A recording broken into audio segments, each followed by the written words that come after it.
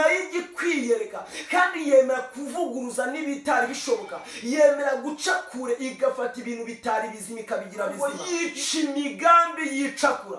hari ubwo abantu bakurwanya. Imana yurutswa no gukora ibikomeye, Imana yurutswa no gutanga akazi, Imana yurutswa no kugirira neza abantu bababaye ikabaha amahoro, imitima ibabaye ikayika umunezero kubera yuko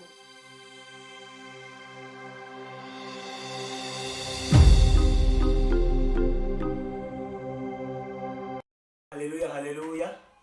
Ndabasuhuje mwese abamurikiye kandi mbahaye ikaze mu ijambo ry'Imana. Ndashaka ko tuganira ku ijambo ry'Imana tugiye gusanga mu gitabo cya Yobu. Turasoma ibice 5, turasoma umurongo wa 8, turagenda tugeze ku murongo wa 12. Tangire dusome. 8 haravuga ngo ariko ari njye ubu mbashatse Imana, kandi Imana nkaba ariyo negurira ibyanjye, niyikora ibikomeye bitarondoreka n'ibitangaza bitabarika, niyivubira isi imvura igasandaza amazi mu mirima, niyo ishyira hejuru aboroheje n'ababoroga ibashyira mu mahoro. 12 aravuga ngo yica imigambi yicakura kugira ngo amaboko yazo adasohoza imirimo yazo. Imana itugirire neza cyane. Ndashaka ko tuganira ijambo ry'Imana rivuga yuko ibintu byose byananiye abantu, ibintu byose byananiye abana b'abantu, ibintu byose byananiye imiryango, ibintu byose byananiye inshuti zawe, ibyananiranye ku isi, byananiranye mu miryango, byananiranye mu itorero, byananiranye mu bo muziranye. Mu gihe wubashye Imana, Imana byose ijya ibishobora, ijya ivuguruza ibitashobokaga, Imana igirema ibitariho bikabaho, Imana ijya yica imigambi yicakura mu gihe umuntu yabaye imbere yayo. Imana itugirire neza cyane. Arivuga ngo ari njye ubu mbashatse Imana, kandi Imana akaba ariyo negurira ibyanjye.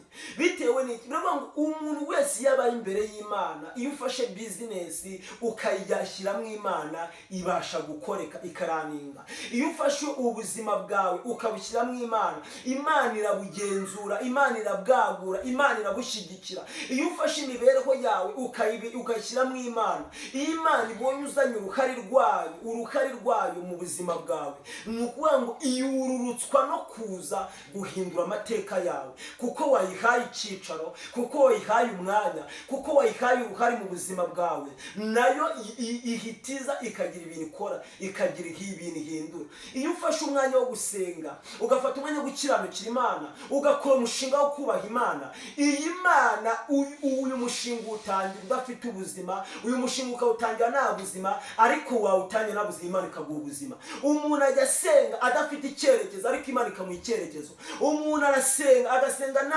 ari umurwayi, Imana ikamukiza indwara. Iyi Mana tuje imbere ni Imana ikiza indwara zitandukanye, indwara z'amayobere, indwara zananiriye abaganga, amadiyabete irayakiza, indwara zose zishoboka iz'abantu bananiwe, iyi Mana ijya ibasha kuzikiza. Umuntu akaza yarashenjaguwe, umuntu akaza yarababaye, umuntu akaza afite agahinda, ariko yagera imbere y'Imana, yarambye akica imbere y'Imana agaca bugufi, akayikorera akayikiranukira, iyi Mana ijya ibasha kwiyerekana kandi igakora ibikomeye mu buzima bw'umuntu.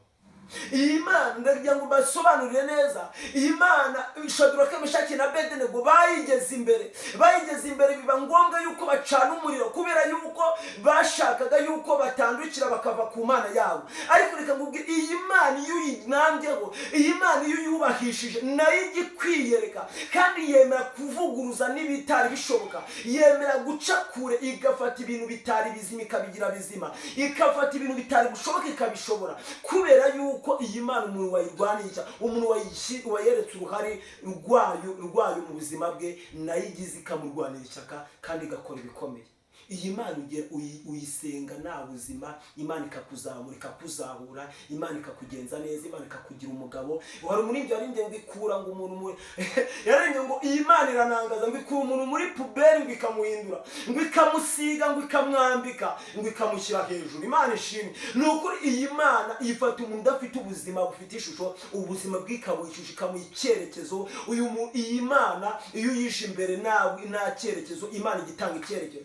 Cumi na kane ngo yica imigambi yicakura. Hari ubwo abantu bakurwanya, hari ubwo abarozi bakurwanya, hari ubwo ibigeragezo biba byinshi, hari ubwo imishinga yawe yose ipfa, hari ubwo umukobwa ateretwa bakamwanga bakamubenga igihe cyose akagira 50 bakavuga ngo nazava iwabo. Ariko iyi Mana ijya yica imigambi yicakura. Iyo uciye bugufi ukayegera, ukayirindira, ukayititiriza, ukayisunga, ugakora umushinga wo kuba imbere y'Imana, iyi Mana yururutswa no gukora ibikomeye. Iyi Mana ijya yururutswa no gutanga akazi, iyi Mana ijya yururutswa no kugira neza abantu bababaye, ikabaha amahoro, imitima ibabaye ikayiha umunezero, kubera yuko umuntu yafashe igihe cyo kuba imbere y'Imana.